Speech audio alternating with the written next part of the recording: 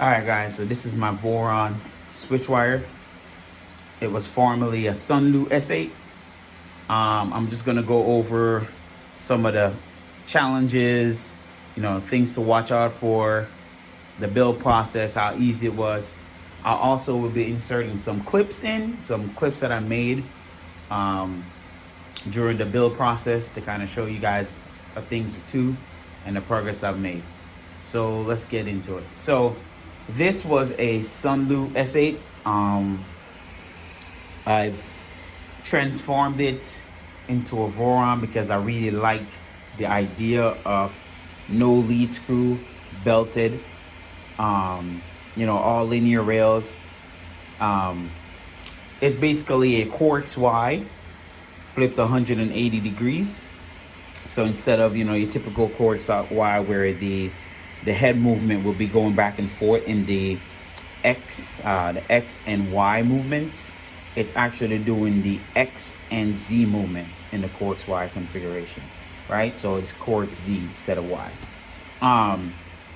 The build process was fairly easy, to be honest with you. If you follow the documents, make sure you get the right tools. I'm gonna say this: get the right tools, and what that means is make sure you got M3 screws, M4 screws, T-nuts, preferably the one that actually you slide into the rail. So the T-nuts actually slides into the rail, not the one that when you screw it in, it turns and grab the edges. It prefer the one that you slide into the rails, okay? Into the extrusion, preferably those ones. But get the right tools. It'll make your life easier, because if you don't, you're gonna run into some problems. So I'm telling you now, make sure you get the correct tools. If you do get the correct tools, again, M3 screws, M4 screws, M5 screws, I will get like a assortment from Amazon. That will help. I think I'm gonna put a link in the description of this video to show you a couple of the items I've used. And maybe I can get a little kickback from that with Amazon affiliate links. But this was pretty easy build. So I didn't do mine in ABS. I printed it in PETG, and it came out really nice. I mean, as you can see, my printers print really well. The only problem is, the reason why I print it in PETG is because I have kids and I don't want to print ABS around my family. I hear that it's kind of toxic, and it's a decent room. As you can see, it's a decent sized room, and I don't have to be in here while it's printing, and the temperature in there is pretty decent. There's not going to be any cold drafts really. It's kind of probably about, I want to say it's probably more like 75, 76 in here constant. But I just don't want the fumes to be circulating in my house, and cause anybody to get sick. So I did it in PETG, and I'm not going to put an enclosure over this. So PETG is totally fine for this process. But if you want to print an ABS, you can go ahead. Like, they recommend using ABS, but I prefer PETG in this case. It's just as strong. It's not as heat resistant as ABS, but it does hold up better than PLA, right? And so I printed in PETG. I went with a white and purple theme. I'll say the hardest part of this build is the X gantry, right? So the gantry, and the reason why is because how it's mounted. So this here can get racked if you have uneven tensions on the belt, right? So racking and de-racking means when the gantry is slightly up or slightly down, okay, on each side, right? That means it's not completely square to the bed. And that's because of tensioning. When you tension it, it's gonna wanna rack one way or the other. You need to have even tension on this thing, else it will stay racked. And that's not gonna be good. So the method I found, the best method I found to get my gantry straight is, all right, what's the best way to kind of demonstrate? So I'm gonna try to move this because I just printed a Benji and the gantry's kind of, the motors are off, but this is the best way to kind of display it, to show you. All right, so you got, this is your Z belt, this is your X belt, okay? And they come down, as you can see, it comes down. This is your X motor, this is your Z motor on the other side, okay? So Z motor, X motor. This setup only uses 4 motors, all right? Because you don't have a dedicated like Z motor in terms of 2. Instead of usually you have 2 with this, you only need 1 in this case, okay? So once you follow the instruction and run the belts, okay, as you can see, this is your Z belt right here. So I'm gonna point at it, the Z belt. It comes all the way over on this side, so that's what you see. And this is your X belt, and it comes all the way over on this side. Now, the method I use to prevent my setup from being racked is I made them long enough, so all 4, you'll see the ends of the belt long enough. I put a zip tie on each of these before I cut them, okay? So each of these, all 4 of the ends of the belt have zip ties. That's to prevent it from slipping back out, all right? So here's the trick. You put tension on one side and tension on the opposite side. So I put tension on this side and pull it down with the pliers to keep tension on it while I'm tightening up this side, okay? So while you're putting tension down, you're tightening this side, okay? Because there's a little printed part here that holds the belt in place. So while I'm pulling down on that side, I'm tightening this side. When you pull down on this side, the gantry on this side want to go up, okay? So, and that's fine because it's on the tension. Once you tighten that side, that's perfect. Now, what you do to bring it back into alignment, you start pulling on this side now instead. So you kitty corner. So I went from pulling from that side, now I'm pulling on this side kitty corner. So that was an X belt.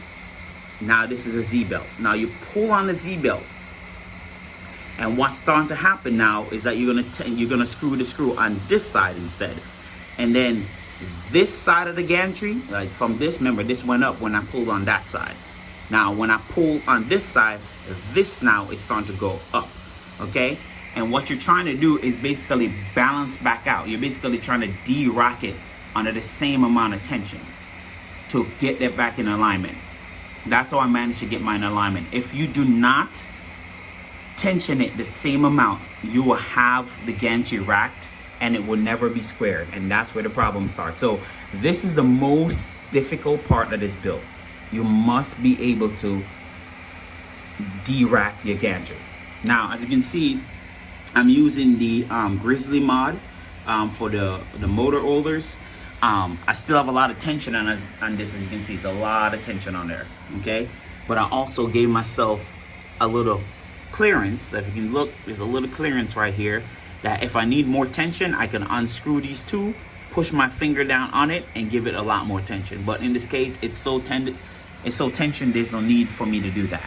So I gave myself that option that just in case the belt stretch over time, even though they haven't been stretching, it's been a whole 2 weeks since I did this and been printing on it, and it hasn't stretched. So I doubt it's gonna stretch any further.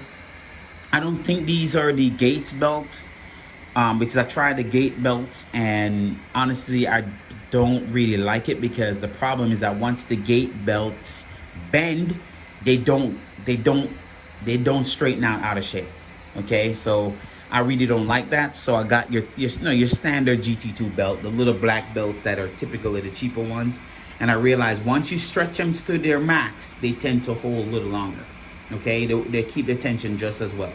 All right, but so again, this is the most difficult part of the build, is the tensioning and keeping the gantry square. But once you get that part, everything else is pretty easy. You definitely want to, based on the cable length, I've made some of my cable. I use some existing cable from from when it was a S8. So I use some existing cables, but you definitely want to get 10 by 11 drag train. Okay, 10 by 11 drag train. And I did the open ones, so the ones that have the little clip. So you can see there's a little clip here, you can open it. I did it that way because it's just easier to get the wires inside versus trying to push the wire from one end to the inside. That's going to be annoying. So just get the open end versions, so you can open it up, put the wire in, and clip them back down. They work just as good. But overall, the quality is great. It prints awesome. There's no more Z banding. I printed this little Benji in gold, as you can see. Other than some little bit of just a little bit of vibration, not a lot. As you can see, there's not really any Z banding at all. It just prints amazing. So the overall process is, this will eliminate any Z wobble or Z banding because you're using the belt as the Z in this case. And a belted Z just works amazingly well to get rid of uneven layers, Z banding, but it won't get rid of vibrations, because vibration is introduced through the motors. And if your overall printer is not rigid enough, you're gonna get vibration. I printed this at 100 millimeters a second print speed, 75 millimeter wall speed, and 1500 millimeter acceleration. Okay, and a lot of printers can't even manage that, but it managed to print a Benji in about a little bit less than an hour, a little bit less over an hour, so about an hour and 1 minute, and it did it perfectly fine. And I'm actually using a glass bed here. A lot of people tend to use PEI sheets and spring steel. I'm not a fan of those things. I mean, again, this is coming down to preference. As you can see, my Benji stick, look, it's still down. Like, it's cooled off. And look, I can't even pop it off the bed. Now I'm gonna have to take something and knock it off the bed, but look, it's down all the way. I'm putting force on it and it won't pop off. So I have no better than Asian on glass. And I'm just gonna give you a hint for those who would like to print on glass. My trick for printing on glass is this. I might as well tell you in the videos for those. All right. So to print on glass, I basically use this all-purpose clear glue. Okay, let me tell you how this works. First of all, let me show you guys. It is all-purpose adhesive, non-toxic, washable, great for kids and craft, right? The purpose of this is that I basically, I'm not sure if you can see the surface, how glossy that is. That basically, I put one coat of all glue and spread it nice and evenly on the bed. And basically what it does, it creates a very tacky, okay, not really sticky to your hands, but very tacky surface when it gets warm. It basically acts like a PEI sheet surface, where when it gets warm, it gets a little tacky. And look what happened. It sticks so well, I can't even get my Benji off. Like, I mean, I have to really pull on this to really get it off, but I can get it off. But that's what I did. So I don't need to get PEI sheet and spring shield sheet. Now, it's good. Those things are good. I'm not gonna hamp on it. Those things are really cool for those who wanna, you know, take their build plate off the bed and pop it, you know, kind of flex it and pop the things off, which is pretty cool. But for me, I like glass. I like printing on glass. It's cleaner. It looks really cool. I don't have to replace it every so often, right? Because look, that's my solution. So I never have to replace my glass bed ever, right? Whereas people got to constantly replace or replenish, and I don't have to do all of that. So I'm that type of guy that I will find a way to make something work. I don't just sit there and give up and buy expensive stuff for no reason, right? But that's my preference. I prefer print on glass. Um, but yeah, back to the build. It's an awesome build. I definitely recommend it for those who want to revitalize their bed flinger. It definitely makes a big difference in print quality. I'm not gonna lie. I also run the Clipper firmware on this printer. Actually, all my printer has been converted to Clipper. I think Clipper is awesome. It's an awesome firmware. I have tutorials on my YouTube channel if you guys want to check that out. I kind of gave the basics of how to install Clipper and all that stuff. So check it out, guys. I think it's really awesome. It's a great firmware. You can print faster and still keep really good quality. And yeah, so overall, this is an awesome build. I'm going to introduce some clips and kind of show you the progress of what I made. But like I said, it's not hard. Also, you don't have to buy super expensive linear rails. Okay, you don't need to. All you got to do is you can buy some linear rails off Amazon, the one that costs 25 bucks, and make sure the first thing you do is take the rail off. Take your time, slide off the rail, clean it with some IPA, or let it soak in some IPA, clean the rods very nicely, and then get something like this. I'll put a link in the description for some of these things here that I'm showing you guys, but you get this. It's called multi-use synthetic oil. This is really awesome.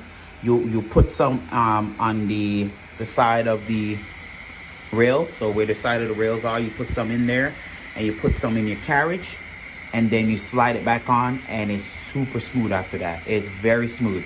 And after a while of printing, by the way, your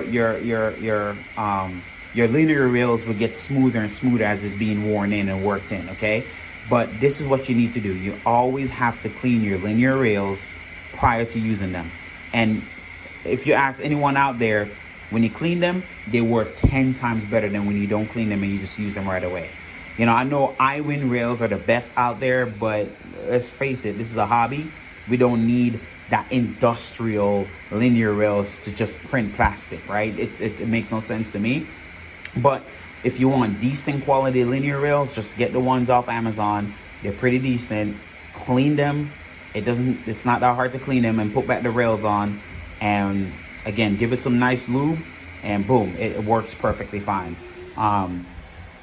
So yeah, so as you can see, guys, it's pretty easy, pretty nice build. I really enjoy this build. Again, it's not difficult. I'm gonna post some of the links for some of the stuff I spoke about, but I definitely am super happy with this. So I'm gonna start showing some clips and show you the progress what I was doing when I was building this. All right, guys, see you in the next video.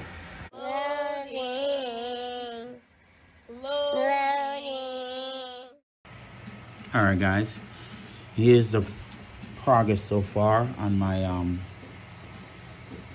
Voron Switchwire. I'm converting a S8 and Sunlu S8. My progress is I'm working on making the hot end assembly here with a dragon, Fadus dragon. Mounted the X/Z rail. Make sure that it matches up with this 2040 channel, the one on the outer side. That way you can get the correct distance. Mounted the key back here. It's down here, it's already mounted. You can see.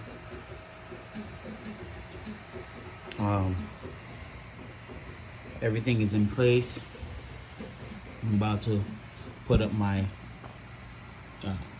cables and install them soon here, but everything is moving super smooth.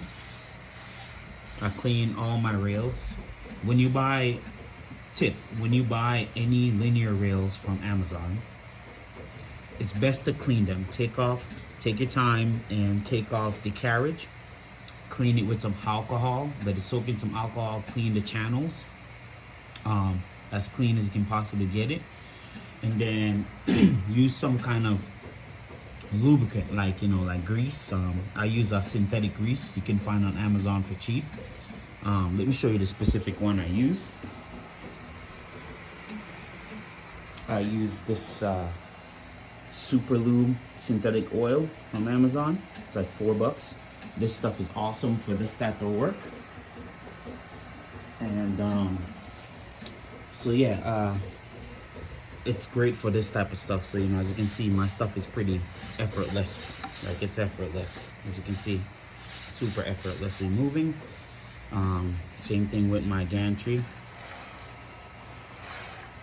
can see it's effortlessly moving. I'm not even putting much effort in, it kind of binds at the top a little bit, but that's to be expected because you're at the top of the travel, so that's fine. But it's pretty even. It's right now it's on racked. I should say, never mind, de-racked right now, so it's even. The only challenge is once you're attempting to put the belt on, which I'm about to do, you can have one side go up and the other side stay down, and that's called racking. So you want to make sure that you de-rack it and make sure it's even. So I'll walk you through the steps of that when I make the next clip. But yeah, still got a lot more work to do, as you can see, to put this together. But I'm just giving you an update right now, and I'll make another video showing you the progress I've made. All right, guys, so I finally got the belt on and racked as well. So both of them are hitting at the same time, so you can move it up. As you can see, both of them hit at the same time. So that means the hardest part is done, because that means I don't have to de-rack this. It's already racked. So, and I find a little trick to do it. So when you're trying to solve this without trying to have it racked on you, the easiest way, if I can go on back here and demonstrate. So what you want to do is, when you get the belt in, before you tighten up these screws to hold that, basically hold the tension on the belt, what you need to do is, once you have all four belt run, both belt run, you want to pull. This is your X and this is your Z. Okay, so this is your X belt, this is your Z belt. What I did was I pulled at the bottom here, because you want to leave some at the bottom. You pull on top on the X, right? You pull all the way and tighten, and then you tighten this up. Now the Z might be loose, that's fine, but what will happen is when you tighten this side up, this side tend to come up. Okay, this side tend to come up and this side comes down. Okay, so it's trying to basically go like that. Okay, when you tighten it up, but that's all right. So tighten it up. You tighten this up to hold it. Then you move to this side, okay, and then you pull on this, and what that's going to do is push this side down and want to move this side up. But because this is already have tension, you're basically pulling this side down when you pull on this, okay, and then you tighten it up, and that will prevent it from racking out of control. So that's what I did, and it worked perfectly. I don't have to worry about it coming out of line or anything like that. So that's the best method to do it. It's it's antagonizing and annoying, but it will save you tons of headache when doing this. So now my belts are run. They're pretty stiff, as you can hear. Very, very nice and stiff. I do have room to tension it more, so after a while of using it, if I needed to tension it more, I have that little bit of a gap on both sides. They're even, and I can pull down on the motor to create more tension. But right now, as it is, it's like really tensioned. Okay, this is the steel core belt. I hear they're not very good to use, but I really wanted to go with the white because of the theme. I'm doing a purple and white Voron Switchwire, so I kind of wanted a white belt. It does make noise, as you can see, because of the steel. Can you hear that? So hopefully over time of using it, you won't hear that noise. But yeah, it definitely sounds weird. But let's see what happened. But so far, this build has been pretty easy as long as you follow the guide. If you don't follow the guide, you will definitely mess up. So make sure you follow the guide. And once I finish this build, I'll definitely go in details once it's up and running. But this has been fun, to say the least. But I have my key back in. I think I did that in the previous clip, but so far I'm about to finish up the Voron afterburner tool head and then mount it, then readjust my plates here, my Y plate, and then basically get the wiring going. So that's basically what I have left to do, and then I'll make another video. And yeah, so all right, see you in the next video. All right, so this is the progress I made so far. Yeah, ignore that noise. That's from the steel core belts. It's just a steel making noise.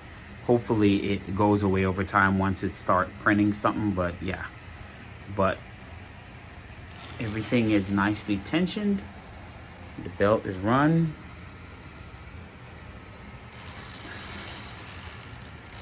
Yep.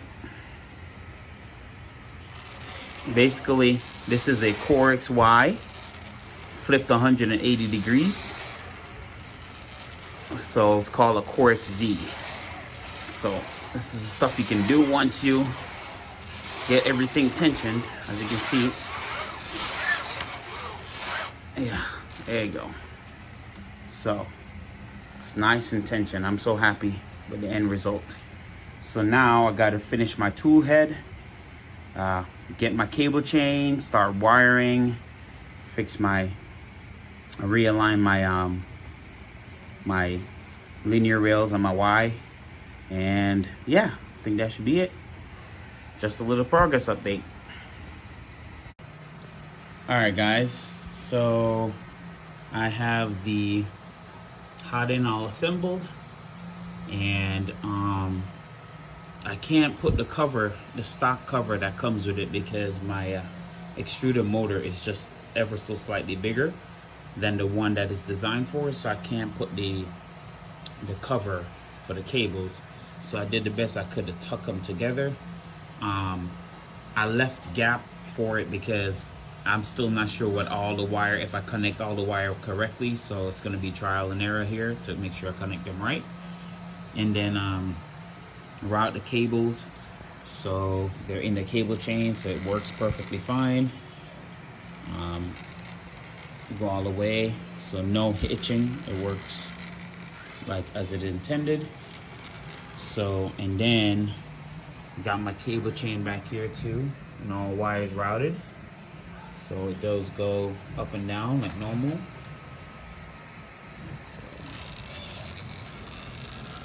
Lots of wire, but it does work, and it gets the job done. So yeah, it's looking good, but I really like this color scheme with the white belts. Yeah, it's looking real good. So yeah, so that's the update, and the next thing to do is fix the bed, get the cables in, get the bed all set up, and turn it on and do a test print. Alright guys, so the progress I made so far, got cables installed. I'm gonna clean this up just a little bit. I'm not sure what I'm gonna do. Maybe some zip ties, something, clean this up a little bit, but this side won't show anyway, so I'm just gonna fold it under, kind of keep it hidden. Got it pre-wired a little bit to make sure everything works. Got the afterburner installed. My gantry is also racked as well, so it's landing in the correct spot evenly, so I don't have to worry about my gantry twisting. And it's moving nice and free, as you can see. So as you can see, it's moving nice and easy and free. Cable chains are working like they're supposed to, all the way. There's a cover for this, but because my stepper motor for the direct drive is a little bit on the slightly thicker side. It's a pancake stepper, but it's just slightly thicker. The cover can't go over, it can't fit. So I'd have to either design a custom cover or request one if they have that. But it's not a big deal because I clean up the cables as best as I can, so they're not in the way. It doesn't really bother me because it's not taken away from the look of the afterburner. So yeah, I made quite a bit of progress. All I got to do is get my bed aligned. I'm printing out some MGN 12 alignment tools to align this to the 2020 and put my bed on, and should be able to do a test print. Printed out this spool holder out of purple PTG to go with the theme of the build, purple and white. Came out really, really nice, man. Oh my goodness, very smooth. So yeah, very excited. I will definitely make a video when I'm doing the first print on this. So yeah, if you guys have any questions, please comment. It's not a hard build, you just got to be patient, and it should come out good. All right, catch you guys in the next video. All right guys, it's up and running. I'm doing the first test print here. I'm printing a Voron cube. Looking good other than some vibration. You can see a little bit of ringing vibration in the print. So that means I'm gonna have to do a Clipper has a built-in feature called resonant tuning, and that kind of help with some kind of algorithm in the background to cancel out the motor vibration, and so that should clean up that a little bit. But so far it's looking good. I am printing at 100 millimeters a second with 1500 acceleration. I got linear advance. I think Clipper is called something different. I have that tuned already. Got pretty much the voltage for all my motor and extruder set correctly. So right now it's just doing a test print. It's looking real good.